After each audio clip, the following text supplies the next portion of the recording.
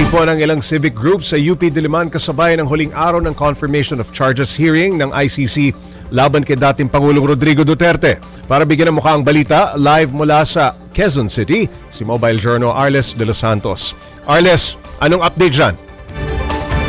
Pops J, naniniwala ang mga kaanak ng drug war victims na may sapat na basihan para dumiretso sa paglilitis ang kasong crimes against humanity laban kay dating Pangulong Rodrigo Duterte. Suot ang puting laso na may sulat na hustisya, muling nagsama-sama ang mga kaanak ng mga biktima ng umano extrajudicial killings na nangyari sa kasagsagan ng madugong war on drugs si dating Pangulong Rodrigo Duterte. Sa isinagawang vigil at kilos protesta, nanindigan ang grupo na mahalagang hakbang ang confirmation of charges para pagunitin ng dating Pangulo sa pagtapak nito sa karapatang pantao. Kasama sa mga nagpahayag ng pagkondena kay Duterte, ang emosyonal na inang si Nanette na napatay ang anak sa war on drugs noong 2018. Aniya, halos isang dekada na nilang hinihintay ang hustisya na nanatiling mailap para sa kanila hanggang sa ngayon. Naniniwala rin siya na kasama sa mga makukonvict at marapat na makonvict ang tinatawag ng mga co-perpetrators si Duterte na sina Senator Bato de la Rosa, Senator Bongo at dati pang mga opisyal ng kapulisan, gayon din si dating Department of Justice Secretary Vitaliano Aguirre. Kasama rin sa mga nagtipon ang ilang kaanak ng mga aktivistang pinatay na nanatiling nawawala at ipiniit.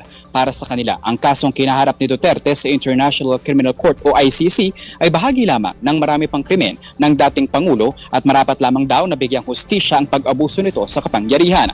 At sa mga ebidensyang iprinesenta ng prosekusyon sa naunang 3 araw ng confirmation of charges, positibo at mataas ang moral ng mga kaanak ng biktima ng war on drugs na didiretso sa full-blown trial ang kaso ng dating Pangulo. Pops J, ngayong araw, February 27, ang huling araw nga ng confirmation of charges laban kay dating Pangulong Rodrigo Duterte sa ICC sa The Hague, sa the Netherlands, kung saan matapos nga ang 60 araw from this day ay magdedesisyon ang korte kung meron nga pang sapat na basehan upang magtuloy-tuloy sa paglilitis ang kaso na ito ni Duterte o kailangan pang magsumite ng prosekusyon ng karagdagan pang mga ebidensya. At mamayang 5:30 naman, Pops J, dito pa rin sa UP Diliman ay magkakaroon ng huling araw ng Justice Watch o yung online viewing kaugnay nga sa isasagawang confirmation of charges sa The Hague sa the Netherlands, kung saan kasama natin ang ilang mga progresibong grupo at mga abogado para ipaliwanag sa mga kaanak ng war on drugs victim ang mga sinasabi at pinag-uusapan nga sa asahang paglilitis mamaya. Pops J. Arles, sinong nag-organize ng pagtitipon dyan? Pops J, ang nag-organize ng pagtitipon na ito ay yung Duterte Panagutin Network at yung grupong Karapatan.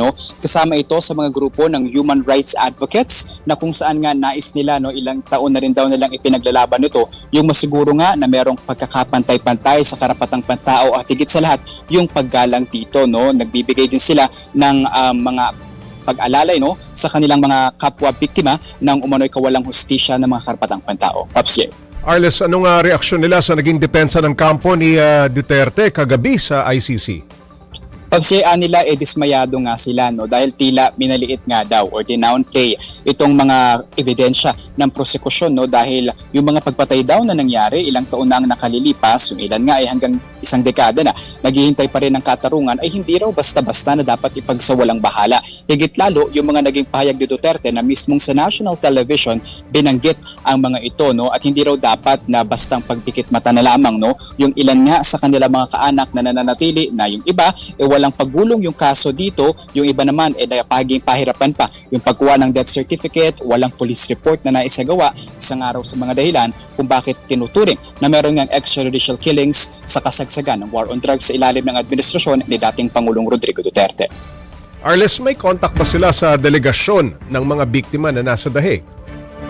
Pops J, meron silang contact mula doon sa delegasyon ng mga kaanak na nagpunta mismo sa The Hague sa the Netherlands, kung saan nagkaroon tayo ng pagkakataon na mga kapanayam, yung isa sa mga ina ng victim na nagsalita kanina, yung isa sa mga kamag-anak ng EJK victim na kung saan sinabi niya na doon pa lamang nanananiwala na sila na mataas na talaga yung posibilidad na dumiretso itong trial itong kaso ni Duterte at kalaunan nga ay ma-convict ito. Patungkol naman doon, Pops J, sa sinasabi nga ng mga naka-Louis Vuitton daw sila o yung mga mamahaling gamit na binigyan din nila, Pops J, na manipulated daw yung mga picture na iyon at yung mga gamit daw na kanilang bit-bit doon sa Netherlands, no, yung mga kaanak ng EJK victims ay mga ukay-ukay daw na damit na pinag-ambag-ambagan pa, kaya napakalabo raw na magkaroon sila ng ganun mamahaling mga gamit. Pops J.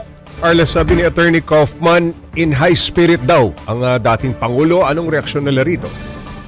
Kung ganoon daw sila, Pops J, kaparehas din, no, na high spirit ang kanilang grupo, no, dahil naniniwala sila na may sapat talagang mga basehan, no, at hindi nga raw sila titigil na ipanalangin si Duterte, hindi para ma-convict ito, kundi at least ayon kay Nanay Nanette, no, ipapanalangin nila si Duterte na magkaroon ng maayos na kalusugan para makaharap pa daw ito sa paglilitis na inaasahan nga nilang tutuloy matapos ang 60 araw mula ngayong pagtatapos ng confirmation of charges sa ICC. Arles, anong inaasahan nila pagkatapos ng hearing ngayong araw? Pops J, ang inaasahan nila pagkatapos ng hearing ngayong araw ay syempre yung 60 days nga araw. No? Kung nakapaghinday daw sila ng halos 1 dekada para dumating ang araw na ito ng confirmation of charges, hindi pa man ito yung full-blown trial, handa raw silang maghintay, no? Para nga malaman kung ano yung susunod na action dito. Pero mananatili daw sila sa mga lansangan para ipanawagan yung pagbibigay hustisya nga sa kanilang mga kaanak, at least para naman dito sa Duterte Panagutin Network ay ibibigyan nila ng linaw at paliwanag kung ano nga ba yung maaring sunod na proseso matapos ng confirmation of charges laban kay dating Pangulong Rodrigo Duterte. Pops J. Maraming salamat, Mobile Journal Arles de los Santos.